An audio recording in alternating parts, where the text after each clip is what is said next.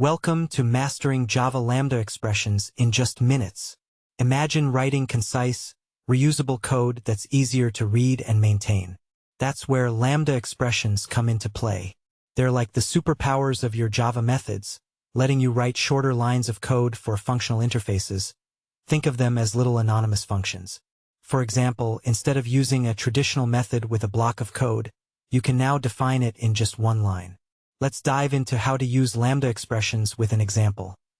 Say we have a list of names and want to sort them by length.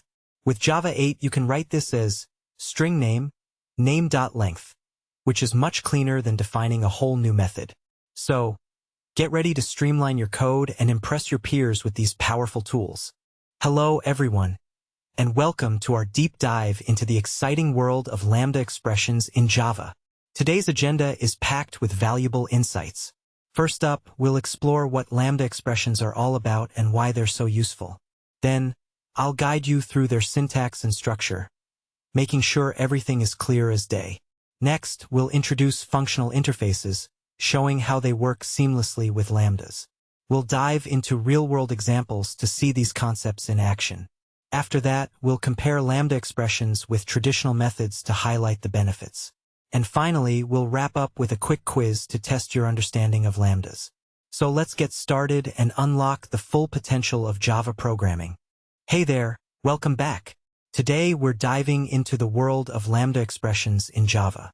Think of them as little, super convenient functions that let you write cleaner code. You can use these anywhere a functional interface is implemented, essentially, where Java expects a method or action to be defined on the fly. For example, imagine sorting a list of names. Instead of writing out an entire method for comparing strings, you can just throw in a Lambda expression right there. And that's not all. They're also great for enhancing collections and streams. So, let's get started with this powerful feature to make your coding life easier. Welcome to our deep dive into the world of Java Lambda expressions. Today, we're focusing on syntax and structure. Let's break down this example together. The syntax for a simple Lambda expression looks like this. Parameters. Statements. Now, observe the code snippet here. Int A, int B. Return A plus B. Here we have two parameters, A and B, both of type integer. Inside the curly braces, we perform an operation, in this case, adding A and B. This Lambda expression effectively represents a function that takes two integers as input and returns their sum. Welcome back to our journey through Java Lambda expressions. Today, we're diving into the output of Lambda expressions. Let's break it down with an example you might find useful. We often use Lambda expressions in functional interfaces, and this slide showcases that perfectly. Look at the code. This is a simple Lambda expression for adding two integers. The syntax defines our input parameters, just like declaring variables. Then, separates inputs from what we're returning. Here, it's the sum of those two numbers. In real-world scenarios, this could be part of a method in an interface that takes two integers as input and returns their sum. Pretty neat, huh? Let's see how you can use this in your projects. Welcome back, everyone. Today, we're diving into the world of functional interfaces in Java. Essentially, a functional interface is an interface with just one abstract method. It's like having a single-lane highway where only one car can pass at a time. To ensure your interface behaves this way, you use the @functional interface annotation. It's like adding a speed limit sign to make sure only one method can drive through. Some of the most commonly used functional interfaces include runnable for running a block of code without returning anything, callable, which is similar but allows you to return a result and throw exceptions, predicate to test if an object meets a condition, consumer to perform some operation on an object, and supplier to create or obtain a result without requiring any input. So, that's the lowdown on functional interfaces. See you in the next video with more coding fun. Alright folks, let's dive into this example of using a functional interface with Lambda expressions in Java. In our code, we're utilizing the interface to execute a task. Notice how simple and concise it is thanks to Lambda expressions. The interface requires an empty method called, which is where we define what happens when the task runs. So here, we use a Lambda expression, System out print. Now let's look at how we can run a Lambda expression. We're passing our Lambda to a new thread and starting it off with .start. So what's happening is the Lambda is like a small piece of code that does something. In this case, it prints task executed to the console. And just like any other runnable task, we're wrapping it up inside a thread so it can run independently. This example shows us how powerful and versatile Lambdas are. They can be used with interfaces, making our code cleaner and more concise. Here's what our code looks like. Runnable task equals system out print. Let's dive into a real-world example to see how Lambda expressions can simplify our code. In this slide, we're going to sort a list of names using the interface with a Lambda expression. The Lambda makes the comparison logic cleaner and more concise. Here's what the code looks like. Alright, let's take a look at our output slide. Here we have a sorted list of names: Alice, Bob, and Carol. Notice how the list is now alphabetically ordered thanks to the method. What's neat about this example is that it uses a Lambda expression to simplify the comparison logic. In just one line, we're telling Java to compare each pair of names using their natural order, alphabetical. Finally, let's print out our sorted list with. And there you have it, a clean and concise way to sort a list in Java, thanks to the power of Lambda expressions. Alright, let's dive into how Java's traditional method of printing names compares to the power of Lambda expressions. In our before scenario, we have a simple for each loop inside a public method called printNames. Here's what it looks like. Now, with the advent of Lambda expressions in Java 8, we can make this much more concise and readable. Just one line. That's it. This single line does exactly what our previous method did, but in a more streamlined way. It's not just about saving lines of code. It's about making your intentions clearer to other developers. So, from traditional methods to Lambda, Java has evolved to give us more powerful and expressive coding capabilities.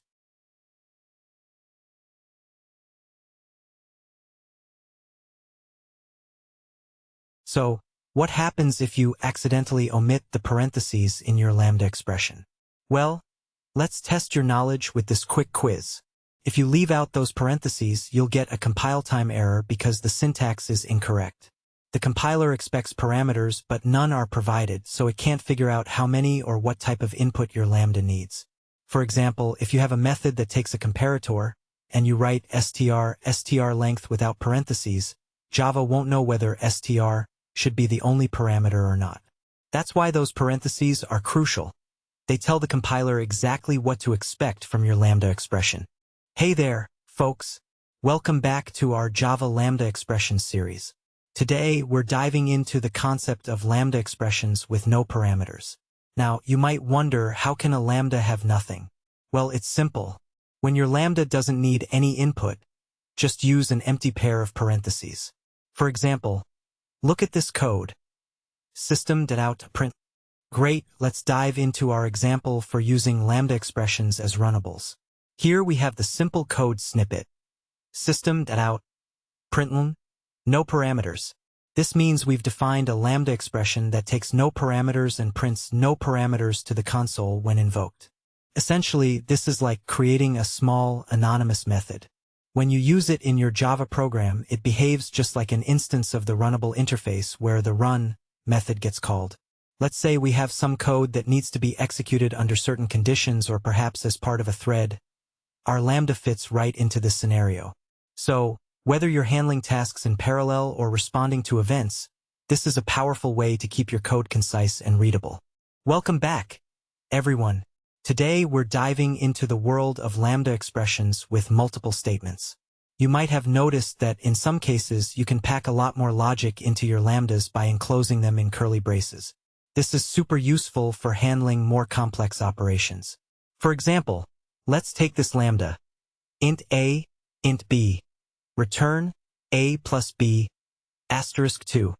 Here, we're not just returning a simple operation like before. Instead, we've got two statements inside our Lambda. First, we add the values of a and b, and then we multiply that sum by 2. This gives us more flexibility to write concise yet powerful code in Java. So next time you need to do something a bit more complex, remember that you can fit multiple lines into your Lambdas with just a pair of curly braces. Okay, let's dive into the output of a Lambda expression that performs some arithmetic. Here's what our code looks like. This Lambda takes two integers as input and returns their sum multiplied by 2. For example, if we pass in and the expression inside the curly braces will add them together to get, then multiply that result by to output. That's pretty neat, right? It's like writing a tiny function on the fly.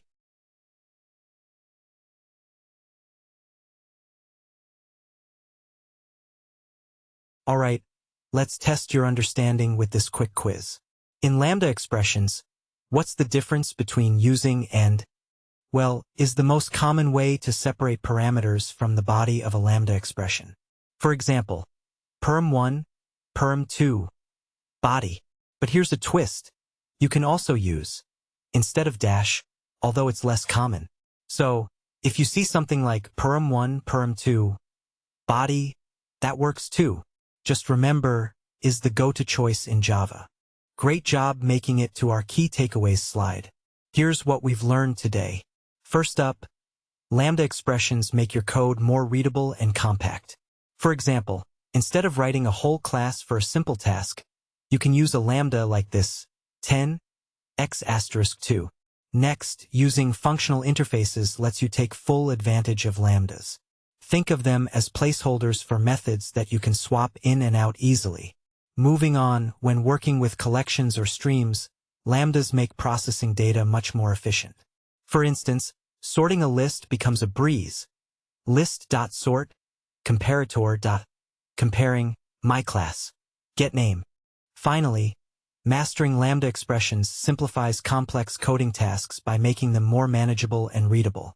So keep practicing, and you'll see how powerful they can be. That's all for today.